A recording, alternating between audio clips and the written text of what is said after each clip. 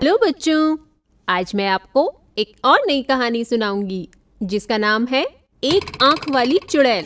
किसी गांव में मीरा नाम की एक सुंदर लड़की अपने चाचा चाची के साथ रहती थी। मीरा बहुत दयालु थी, लेकिन उसके चाचा चाची कभी भी उसके साथ अच्छा व्यवहार नहीं करते थे। वे घर का सारा काम मीरा से करवाते थे। एक दिन मीरा घर की सफाई कर रही थी, तभी घर के बाहर से आवाज आती है। मीरा, ओ मीरा, जल्दी बाहर आ, चल नदी के पास खेलने चलते हैं, बड़ा मजा आएगा। लड़कियों की आवाज सुनकर मीरा के चाचा चाची उसे घूरने लगते हैं। इन सभी लड़कियों को अपने घर में कोई काम नहीं होता क्या, जो हर समय बस खेलने की ही बात करती हैं? चाची जी, मैंने घर का सारा काम खत्म कर दिया है, मैं जल्द वापस आ जाऊंगी, प्लीज मुझे जाने दो। ठीक है, जाओ, लेकिन जल्दी वापस आ जाना और वापस आते ही अपने काम में लग जाना। चाचा के हाँ बोलते ही मीरा जल्दी से घर से बाहर निकल जाती है। मीरा को घर से बाहर निकलते देख सभी लड़कियां आगे आगे चलने लगती हैं। मीरा उनके पीछे पीछे अकेली चल रही होती है। यह मीरा इतनी सुंदर कैसे है और सारे गांव में इसी के चर्चे रहते हैं। क्यों ना आज मीरा से कुछ मजाक किया जाए। मीरा की सुंदरता से ईर्ष्या करते हुए तीनों लड़कियां उसे परेशान करने के लिए योजना बनाती हैं। कुछ देर बाद वे सब नदी पर पहुंचती हैं, तो उनमें से एक लड़की मीरा से बोलती है। मीरा, क्या तुम्हें पता है, अगर हम इस नदी में अपना कोई गहना डालते हैं तो वो पहले से भी ज्यादा सुंदर और चमकदार बनकर बाहर निकलता है। सच्ची? क्या ऐसा सच में होता है? लेकिन तुम्हें ये कैसे पता? कल खेलते हुए मेरी पायल नदी में गिर गई थी और जब मैंने उसे बाहर निकाला तो वो पहले से भी बहुत ज्यादा सुंदर और चमकीली बन गई थी। मैं भी एक बार प्रयत्न करूंगी। सहेलियों पर भरोसा करके मीरा अपने गले से माला निकालकर उसे नदी में गिरा देती है। पानी में गिरते ही माला पल भर में नदी में डूब जाती है। ये देखकर मीरा बहुत परेशान होती है और नदी के अंदर जाती है। मेरी माला कहाँ गई? मुझे मेरी माला चाहिए। ये बोलते हुए मीरा बहुत तेज रोने लगती है, जिसे देखकर बाकी सब लड़कियां हंसना शुरू कर देती हैं। तुम कितने मूर्ख हो, भला नदी में गहने डालने से भी वो सुंदर बनते हैं। मूर्ख मीरा। इसके बाद वे सभी लड़कियां हंसते हुए वहां से चली जाती हैं, पर मीरा रोते हुए नदी के किनारे बैठ जाती है। तभी नदी के अंदर कुछ हलचल शुरू हो जाती है और कुछ देर बाद एक डरावनी बुढ़िया राक्षसी, जिसके एक आंख और एक पैर होता है, नदी से बाहर निकलती है। क्या हुआ? छोटी बच्ची की तरह क्यों रो रही हो? राक्षसी को अचानक अपने सामने देखकर मीरा घबरा जाती है। तुम कौन हो? मैं एक साधारण लड़की हुआ करती थी, लेकिन अब मैं एक राक्षसी हूँ। ये कैसे संभव हो सकता है? मैं भी कभी तुम्हारी तरह सुंदर हुआ करती थी, लेकिन मेरी सहेलियाँ मुझसे बहुत ईर्ष्या करती थी और एक दिन उसी ईर्ष्या में उन्होंने मुझे इस राक्षस वाली नदी में धक्का दे दिया, जिसके बाद से मैं यहीं कैद हो गई और मेरा ये हाल हो गया। जैसे जैसे बुढ़िया राक्षसी अपनी कहानी सुनाती जाती है, वैसे वैसे मीरा की आंखों से आंसू भी बहते जाते हैं। आज तक किसी ने मेरे लिए आंसू नहीं बहाए, तो तुम क्यों एक राक्षसी के लिए अपने आंसू बहा रही हो? क्योंकि आपकी कहानी सुनकर मुझे आप पर दया आ रही है। मैं भगवान से दुआ करूंगी कि वे आपकी मदद करें। मीरा की बात सुनकर बुढ़िया राक्षसी का दिल पिघल जाता है। तुम बहुत नेक दिल हो, मुझे तुम्हारी मदद करके अच्छा लगेगा। बताओ, तुम यहाँ बैठकर क्यों रो रही थी? बुढ़िया राक्षसी के पूछने पर मीरा उसे अपने सहेलियों की सारी बात बता देती है, जिसे सुनकर बुढ़िया राक्षसी को मीरा पर दया आ जाती है। बेटी, तुम बिल्कुल भी चिंता मत करो, मैं तुम्हें सबसे अच्छे कपड़े और गहने दूंगी, जिसे पहनकर तुम बिल्कुल राजकुमारी लगोगी। बुढ़िया राक्षसी कुछ मंत्र पढ़ने लगती है और पल भर में मीरा के कपड़े बदल जाते हैं। नए और सुंदर कपड़े व कीमती गहने देखकर मीरा बहुत खुश हो जाती है और नदी में खुद की परछाई देखने लगती है। मैं तो सच में बहुत सुंदर लग रही हूँ। आपका बहुत बहुत धन्यवाद। राक्षसी का धन्यवाद अदा करके मीरा खुशी से नाचते हुए वहाँ से घर की तरफ चल पड़ती है। जैसे ही मीरा गांव पहुँचती है, तो सभी गांव वाले उसको देखकर एकदम हैरान रह जाते हैं। वाह, मीरा कितनी खूबसूरत लग रही है। हाँ, बिल्कुल राजकुमारी लग रही है। अचानक मीरा का ये बदला रूप देखकर उसकी सभी सहेलियां बिल्कुल हैरान रह जाती हैं और इसका राज जानने के लिए वे माफी मांगने के बहाने मीरा के पास जाती हैं। मासूम मीरा उन्हें माफ करते हुए बुढ़िया राक्षसी के बारे में सारी बात बता देती है, जिसे जानकर वे सभी कीमती गहनों के लालच में भागते हुए नदी के पास जाती हैं और बुढ़िया राक्षसी को बुलाने लगती हैं।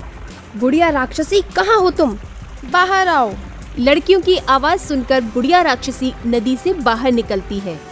राक्षसी को देखकर सभी लड़कियां डर जाती हैं और वहां से भागने लगती हैं। अरे कहाँ जा रही हो? क्या अब तुम्हें अच्छे कपड़े और महंगे गहने नहीं चाहिए? हाँ, हमें भी चाहिए। तो फिर भाग कहाँ रही हो? नदी के अंदर आओ और जो चाहिए वो ले जाओ। राक्षसी के कहने पर सभी लड़कियां नदी में थोड़ा अंदर जाती हैं। उनके अंदर आते ही बुढ़िया राक्षसी कुछ मंत्र पढ़ने लगती है और फिर सभी लड़कियों को नदी में खुद की परछाई देखने के लिए बोलती हैं। जैसे ही वह लड़कियां नदी में खुद की परछाई देखती हैं, तो एकदम हैरान रह जाती हैं। यह क्या? मेरे दांत कहाँ गए?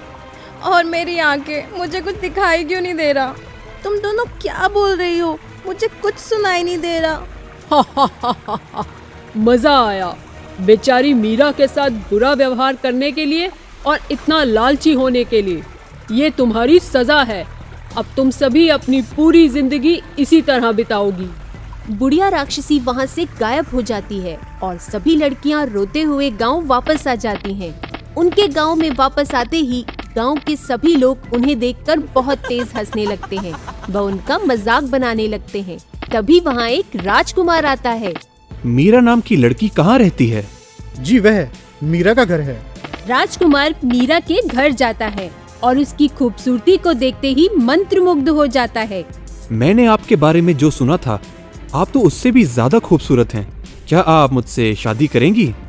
मीरा बहुत खुश होती है और राजकुमार को शादी के लिए हाँ बोल देती है, जिसके बाद राजकुमार उसे अपने साथ महल ले जाता है और उन दोनों की शादी हो जाती है और वे खुशी खुशी रहने लगते हैं। तो बच्चों, इस कहानी से हमें ये शिक्षा मिलती है। गांव में एक तांत्रिक रहता था।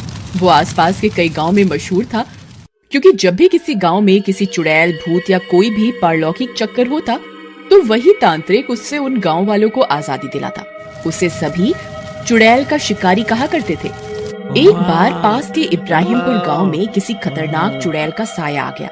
इस वजह से पूरे गांव ने रात को निकलना ही बंद कर दिया था। लेकिन इससे गांव वालों की दिनचर्या पर काफी असर पड़ने लगा। वे सभी उस चुड़ैल की वजह से बेहद परेशान हो गए। कभी उनके जानवर भाग जाते, तो कभी बारिश होने के कारण उनके कपड़े भीग जाते। वे उस चुड़ैल के डर से घर से बाहर न निकलते। जब पानी उनके सिर के ऊपर से निकल गया, तब गांव के प्रधान को किसी ने रहीम के बारे में बताया। अरे मियाँ प्रधान जी, हम कब तक यूं ही घरों में छुपे रहेंगे और हमारा कोई ना कोई भी शहीद होता रहेगा। आप कुछ करते क्यों नहीं इस चुड़ैल की समस्या का? अब क्या बताऊं मोटू भाई, पूजा पाठ हवन सब करवा लिया, लेकिन ये चुड़ैल तो शांत ही नहीं हो रही। न जाने वो इतनी खून की प्यासी क्यों है। प्रधान जी, मैंने सुना है पास के लक्ष्मणपुर गांव में एक बहुत ही ताकतवर तांत्रिक रहता है। वो किसी भी प्रकार के भूत पिशाच चुड़ैल को अपने वश में कर लेता है। वो इतना ताकतवर है कि सब उसे चुड़ैल का शिकारी कहते हैं। हमें उससे बात करनी चाहिए, शायद अब वही हमारी मदद कर सकता है। ठीक है, कल सुबह होते ही मैं लक्ष्मणपुर जाऊंगा और उस तांत्रिक को यहाँ लेकर आऊंगा। चलो अब घर चलते हैं, सूरज ढलने वाला है, कहीं वो चुड़ैल ही उठा के न ले जाए। फिर वे अपने घर की ओर निकल जाते हैं और घर जाकर सो जाते हैं।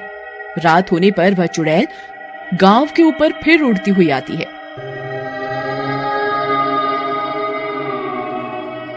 इस बार उसे एक बुजुर्ग किसान दिखाई दे जाता है, जो चूल्हे पर खाना बना रहा होता है।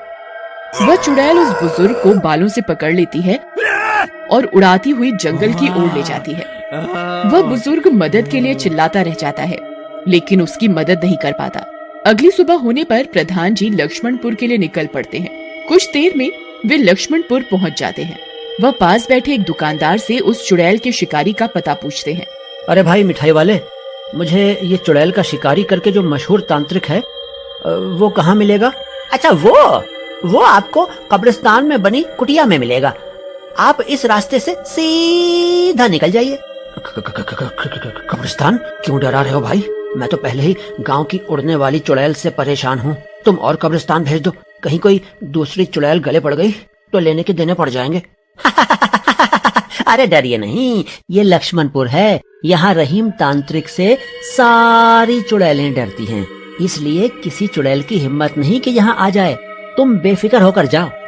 ठीक है भाई, तुम कहते हो तो। फिर प्रधान जी कब्रिस्तान की ओर निकल पड़ते हैं। कुछ देर चलने के बाद उन्हें कब्रिस्तान दिखता है। वह कब्रिस्तान के और नजदीक जाते हैं तो कब्रिस्तान में एक छोटी सी कुटिया बनी होती है, जिसमें से अगरबत्ती एवं अन्य प्रकार की बूटियों के जलने का धुआं निकल रहा होता है। प्रधान जी उस कुटिया के नजदीक जाते हैं और वो देखते हैं कि वही तांत्रिक जिसे चुड़ैलों का शिकारी कहा जाता है वहाँ सामने बैठा हुआ है।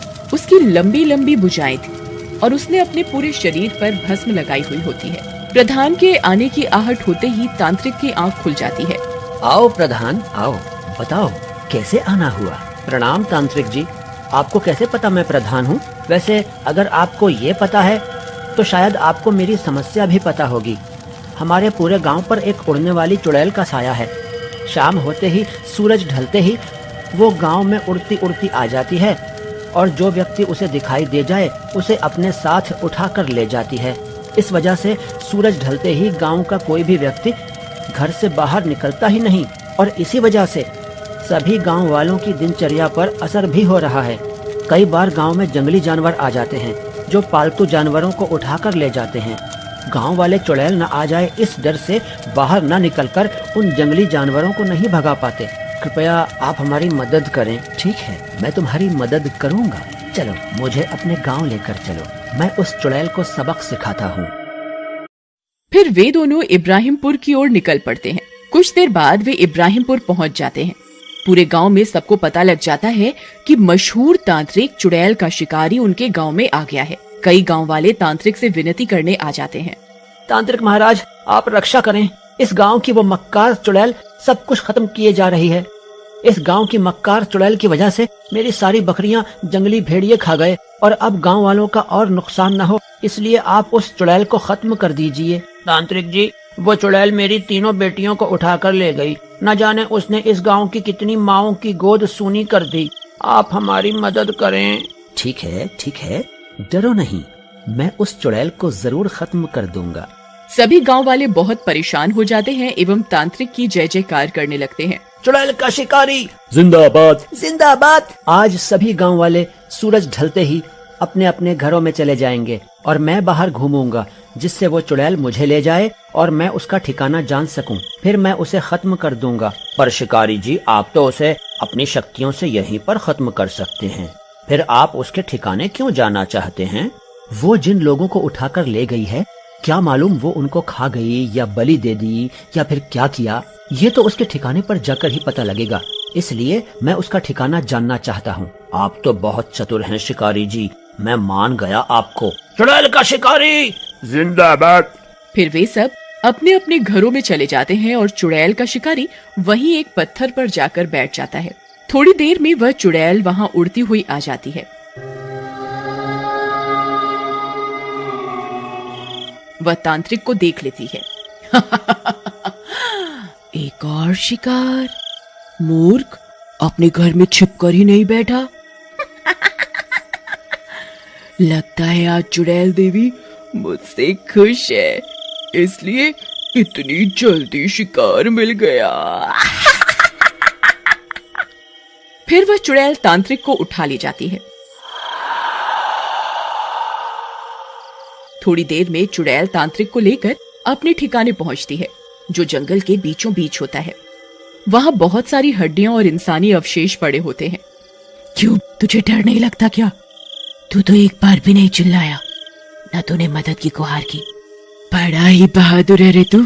तुझे क्या कैद कर लूं यहाँ? कैद? क्या तुम सभी गांव वालों को कैद कर लेती हो? हैं? वो कुआं देख, उसमें कितने गांव वाले भरे पड़े हैं। ये गांव वाले बहुत चालाक हो गए हैं। शाम होते ही अपने घरों में छुप जाते हैं, इसलिए मैंने बहुत सारा खाना यहाँ जमा कर लिया है। अब जब मुझे शिकार नहीं मिलता, मैं यहाँ से किसी को निकाल कर खा लेती हूँ। तू इसी में चल बूढ़े, पर तुम सूरज ढलने के बाद ही क्यों शिकार करती हो? गांव वाले तो पूरा दिन घूमते हैं, तुम दिन में उनका शिकार क्यों नहीं करती? क्योंकि मैं एक श्रापित चुड़ैल हूँ। अगर मैं उजाले में बाहर गई तो जलकर राख हो जाऊंगी, इसलिए मैं रात होने पर शिकार करती हूँ। अब तू जल्दी से उस कुएं में कूद जा, नहीं तो मैं तुझे आज ही खाना बना लूंगी। तांत्रिक समझ जाता है कि चुड़ैल की कमजोर नस क्या है। वह हंसने लगता है। मूर्ख चुड़ैल, अगर तू शेर है तो मैं सवा शेर। मैं हूँ चुड़ैलों का शिकारी। रुक, तुझे अभी सबक सिखाता हूँ। फिर तांत्रिक कुछ मंत्र पढ़ता है। अचानक वहाँ बहुत तेज प्रकाश होने लगता है। वह चुड़ैल प्रकाश की वजह से जलने लगती है। तांत्रिक, ये तूने अच्छा नहीं किया। बंद कर दे इस प्रकाश को तांत्रिक, छोड़ मुझे। पर चुड़ैल का शिकारी अपने मंत्र जारी रखता है और कुछ ही देर में वह चुड़ैल भस्म हो जाती है। वह उस कुएं से उन गांव वालों को निकालता है, जिनमें से कुछ को तो चुड़ैल खा गई होती है, लेकिन कई लोग बच जाते हैं। फिर वे सभी इब्राहिमपुर गांव की ओर निकल जाते हैं और सुबह तक वहां पहुंच जाते हैं और शिकारी को धन्यवाद कहते हैं।